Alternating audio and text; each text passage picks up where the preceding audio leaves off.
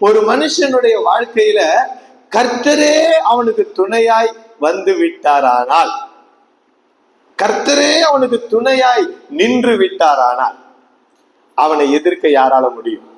ஹல்லேலூயா. தேவனால செய்யக்கூடாத அதிசயமான காரியம் ஒன்றும் இல்லை என்று வேதம் சொல்லுகிறது. ஆமென். தேவனால எதிர்கொள்ள முடியாத சத்ருன்னு சொல்லி யாராவது இருக்கிறாங்களா? தேவனால தீர்க்க முடியாத வியாதி ஏதாவது இருக்கா?